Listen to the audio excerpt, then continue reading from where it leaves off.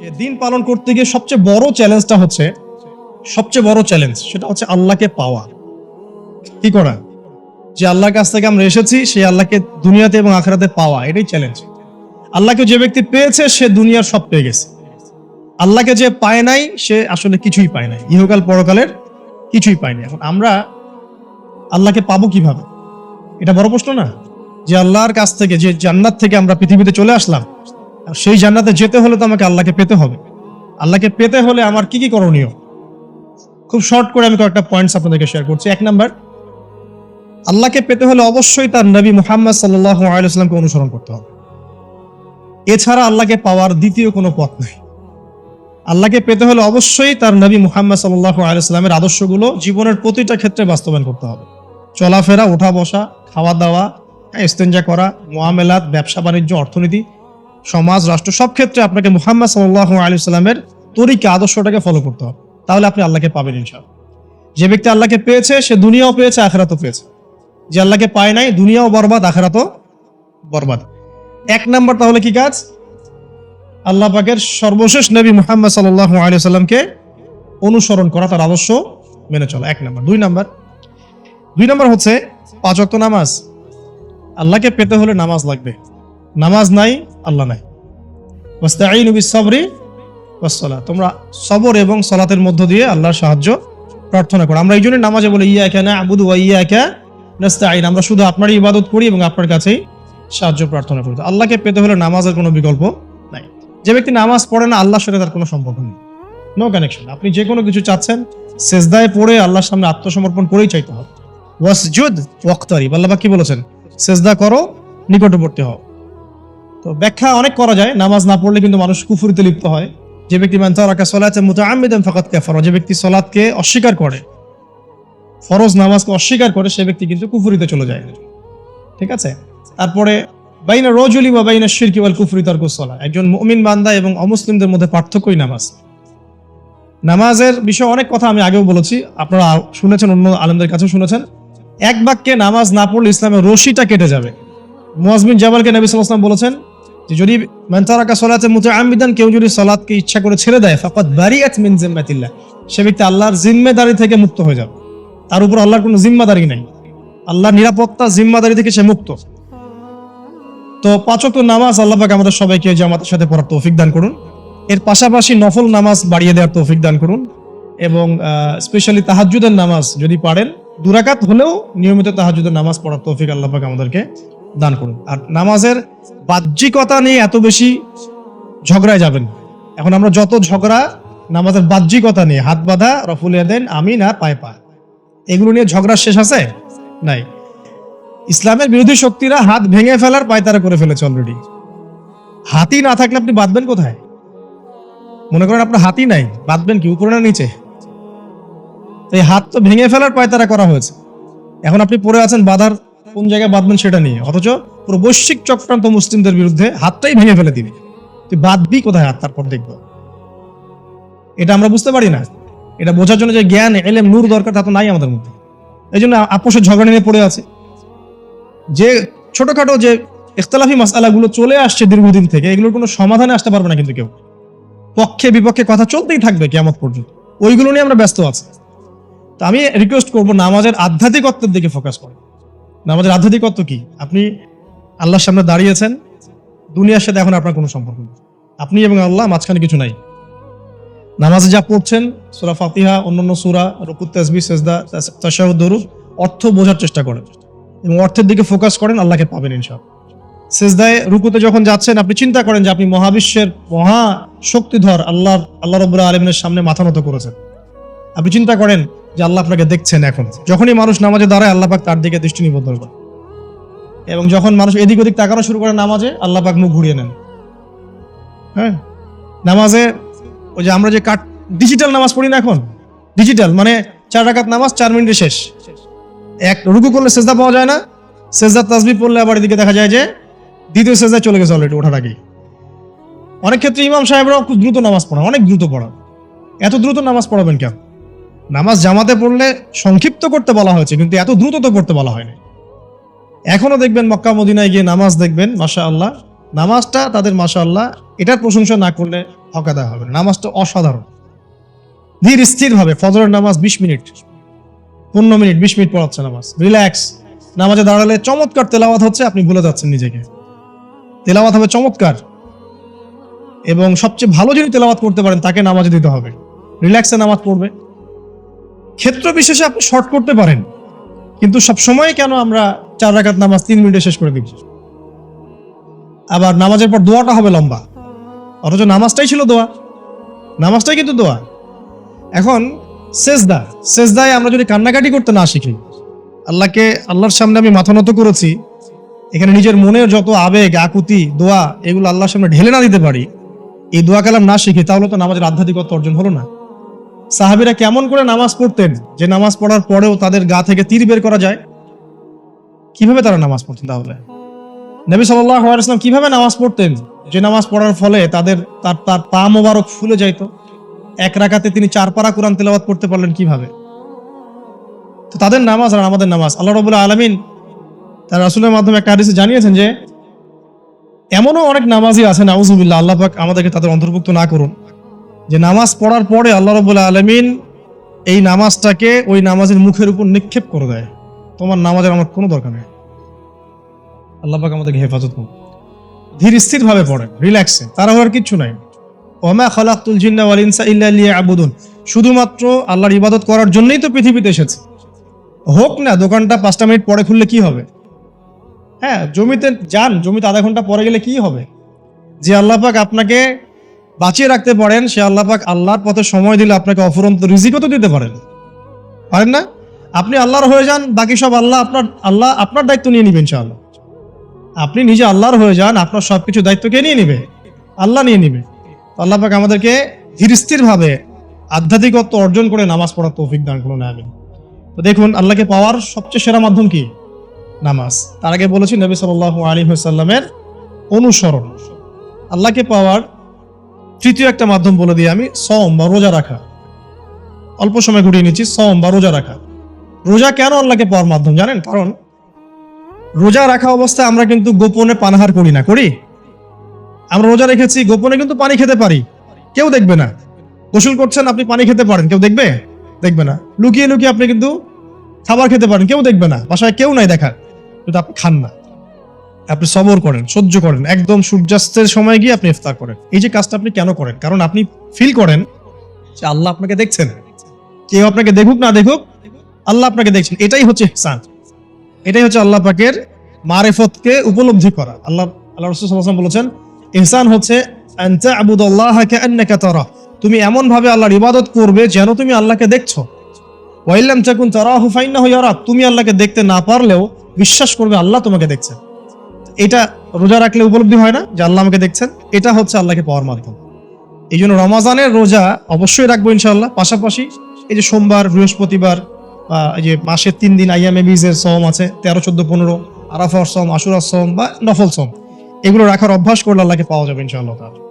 আল্লাহ পাক আমাদেরকে বেশি বেশি সওম রাখার তৌফিক দান করুন, এবং আমাকে আপনাদের সবাইকে বিগত জীবনে আমরা যারা বিভিন্ন সময় সওম রাখি নাই বা রাখতে পারি নাই, বিভিন্ন সালাত পড়ি নাই, করতে পারি নাই, এগুলোকে হিসেব করে আদায় করার তৌফিক আল্লাহ পাক দান, আমিন।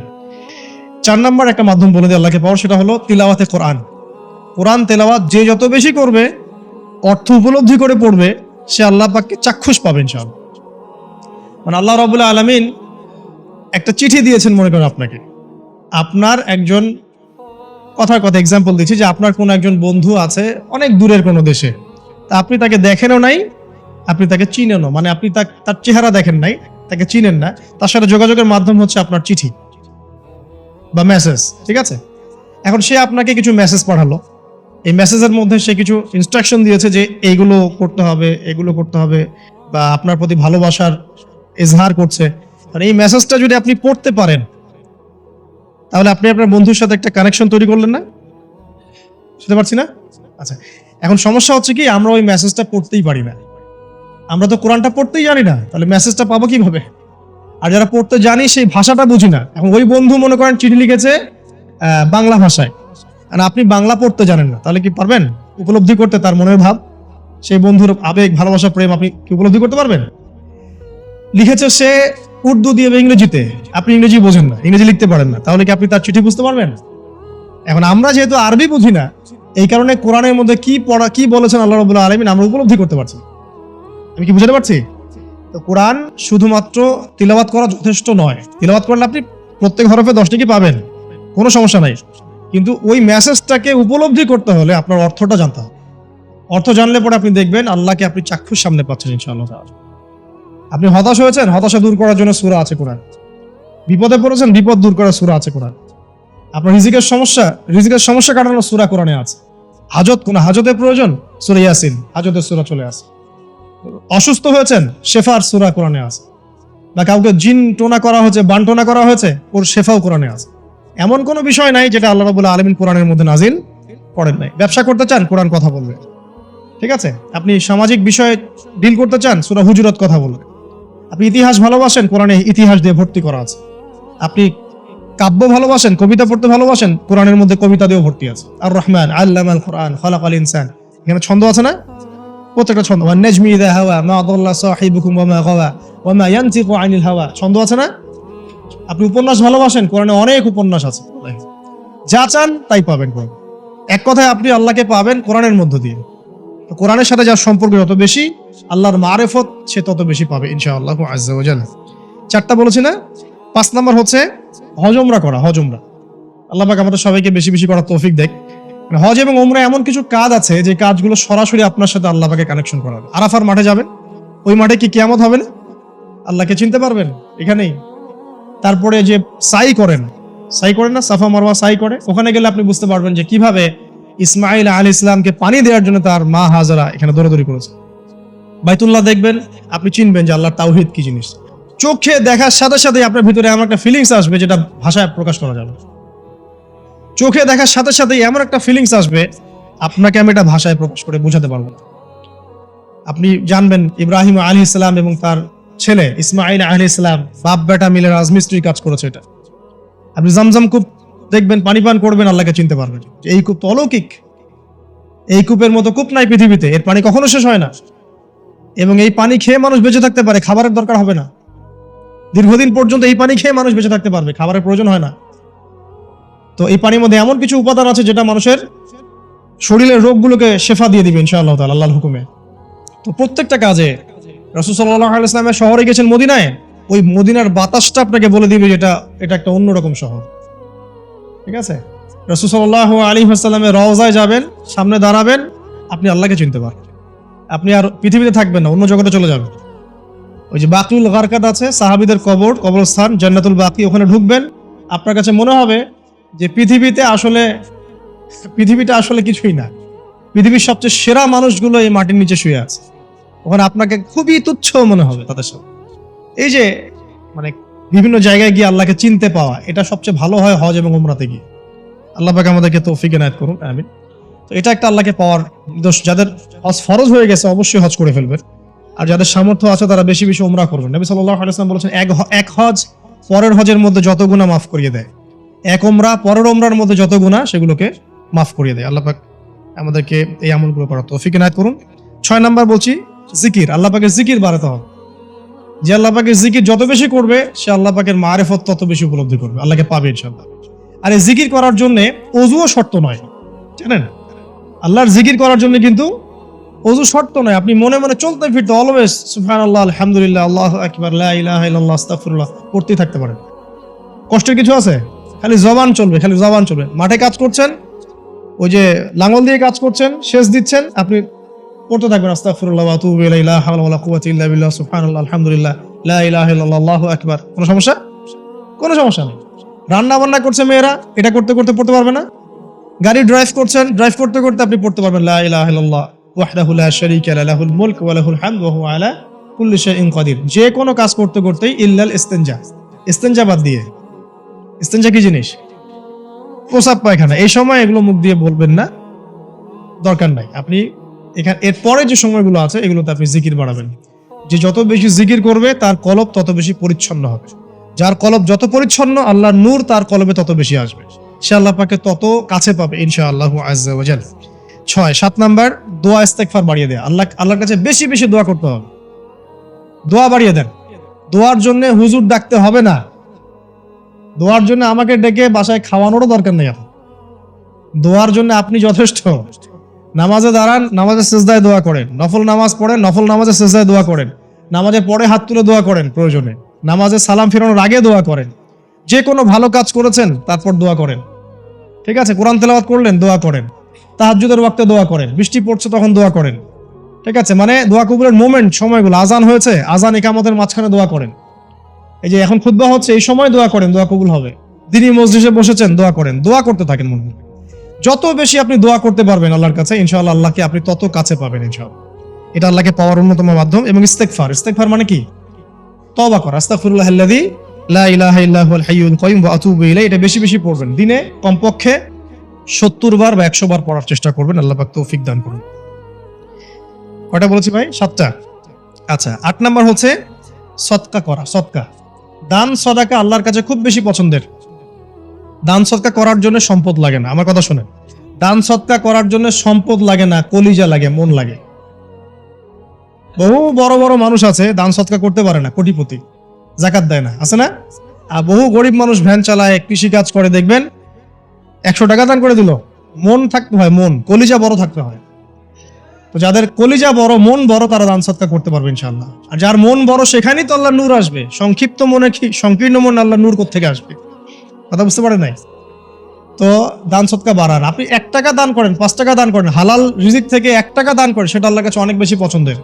একটা হাদিসে নবী সাল্লাল্লাহু আলাইহি ওয়াসাল্লাম বলেছেন, হালাল উপার্জন থেকে আল্লাহর বান্দারা যখন একটা খেজুরও দান করে, আল্লাহ পাক সেই একটা খেজুরকে আস্তে আস্তে বড় করতে থাকেন, বড় করতে থাকেন, বড় করতে থাকেন। এটা এক পর্যায়ে পাহাড়ের সমান হয়ে যায়। কিয়ামতের মাঠে মানুষ তার দান এবং সাদাকার যে ছায়া, এই ছায়ার নিচে অবস্থান করবে। আপনার বিপদ হয়েছে, দান সদকা করেন, বিপদ দূর হয়ে যাবে ইনশাআল্লাহ। জটিল কোনো রোগ হয়েছে, কোনো ডাক্তার ট্রিটমেন্ট করতে পারছে না, সদকা করেন, রোগ ভালো হয়ে যেতে পারে ইনশাআল্লাহ। সদকার ব্যাপক ফজিলত আছে। সদাকা, দান সদাকা, দোয়া, এগুলো তাকদীরের যে বিপদ আপদ গুলো আছে না, ঝুলে আছে, আমাদের তাকদীরে বিপদ আছে না অনেক, এগুলোকেও সরিয়ে দিতে পারে। এই শক্তি আছে দোয়া এবং দান সদকার মধ্যে। আল্লাহ পাক আমাদেরকে বেশি বেশি সাদাকা করার তৌফিক দান করুন, আমিন। আর সাদাকা নফল না করতে পারলেও কমপক্ষে ফরজ যাকাতটুকু দিবেন, ফরজ যাকাতটুকু দিবেন। কারণ যাকাত, সদকা এবং ব্যবসা, এগুলো হচ্ছে ইসলামিক অর্থনীতির মূল ভিত্তি, এর সাথে কৃষিকাজ। আর দুটো বলে শেষ করে দেই। 9 নম্বর হচ্ছে আমর বিল মারুফ এবং নাহি আনিল মুনকারের কাজ করা, মানে সৎ কাজের আদেশ করা, মানুষকে অসৎ কাজে নিষেধ করা। এই কাজটা যে যত বেশি করবে সে তত বড় ব্যবসায়ী। কারণ কি, আপনার দাওয়াতে, আপনার লেকচার শুনে, আপনার বই পড়ে, আপনার নসিহত শুনে যদি একটা মানুষও দিনের পথে ফিরে আসে, ওই একটা মানুষের সারা জীবনের যে নেক কাজ, এই সমস্ত নেক কাজের একটা অংশ আপনি পাবেন। আবার আপনি কাউকে অন্যায় থেকে বারণ করেছেন, আপনার দাওয়াত শুনে কেউ সিগারেট ছেড়ে দিয়েছে, মাদক ছেড়ে দিয়েছে, জেনা ছেড়ে দিয়েছে, পর্ন ছেড়ে দিয়েছে, বা হারাম সুদ ছেড়ে দিয়েছে, ওই মানুষটা এখন সারা জীবন যত ভালো কাজ করবে, এই পুরো ভালো কাজের একটা অংশ আপনি পাবেন ইনশাআল্লাহ। এর চেয়ে বড় কিন্তু কোনো ব্যবসা নাই। এই কাজটা করলে আল্লাহ পাকের রহমত নেমে আসে, আর এই কাজটা ছেড়ে দিলে আল্লাহ পাকের গজব নেমে আসবে। যখন মানুষ ন্যায়ের আদেশ এবং অন্যায় নিষেধ ছেড়ে দিবে, আল্লাহর গজব নেমে আসবে। আর মানুষ যত বেশি সৎ কাজে আদেশ করবে, অসৎ কাজে নিষেধ করবে, আল্লাহর রহমত তত কাছে আসবে ইনশাআল্লাহ, আল্লাহকে পাওয়া যাবে ইনশাআল্লাহ তাআলা। আল্লাহ পাক আমাদেরকে তৌফিক এনায়েত করুন। আর সর্বশেষ একটা বলে শেষ করে দেই, সেটা হলো যে আল্লাহর দিনকে, আল্লাহর দিনের খেদমত করা বা দিনের কল্যাণে নিজেকে নিয়োজিত রাখা। আল্লাহর দিনের খেদমত করা বা দিনের কল্যাণে নিজেকে নিয়োজিত করলে আল্লাহ পাককে পাওয়া যাবে ইনশাআল্লাহ। এই পৃথিবীতে আল্লাহ পাকের সবচেয়ে গুরুত্বপূর্ণ জিনিসটা কি, নিয়ামতটা কি? আল্লাহর দিন না? এই দিন ছাড়া কি পৃথিবীতে আর কিছু আছে? একটা হাদিসে আসছে যে পুরো পৃথিবীটাই তো অভিশপ্ত। পুরো পৃথিবীটা কি? অভিশপ্ত। শুধুমাত্র দিনের এলেম অর্জনের জায়গা ছাড়া, তালেবে এলেমদের জায়গা ছাড়া, দিনী মাহফিলগুলো ছাড়া, যেখানে নামাজ হয়, এই জায়গাগুলো ছাড়া বাকি সব অভিশপ্ত জায়গা। তো এখানে পৃথিবীতে সবচেয়ে গুরুত্বপূর্ণ এবং ইম্পর্টেন্ট, আল্লাহর কাছে প্রিয় জিনিসটা কি? আল্লাহর দিন। তো আল্লাহর সেই প্রিয় জিনিসটাকে যারা এগিয়ে নেওয়ার চেষ্টা করবে, সেই দিনের খেদমত করার চেষ্টা করবে, দিনের জন্য একটা মসজিদ করা, একটা মাদ্রাসা করা, হ্যাঁ, একটা কোনো ভালো কোনো প্রকল্প করার চেষ্টা করবে, আল্লাহ পাক কি তাদেরকে রক্ষণাবেক্ষণ করবেন না?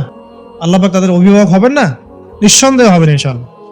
এবং ইনশাআল্লাহ তাআলা তারা পৃথিবীতেও সফল হবে, পরকালেও ইনশাআল্লাহ তাআলা সাফল্যের চাদর তাদেরকে আঁকড়ে ধরবে ইনশাআল্লাহ তাআলা। আল্লাহ রাব্বুল আলামিন আমরা সবাইকে এই দুনিয়াতে আল্লাহকে পাওয়ার তৌফিক দান করুন, এবং যে কাজগুলো করলে পরে আল্লাহকে পাওয়া যায় সেই কাজগুলো বেশি বেশি করে করার তৌফিক আল্লাহ পাক দান করুন।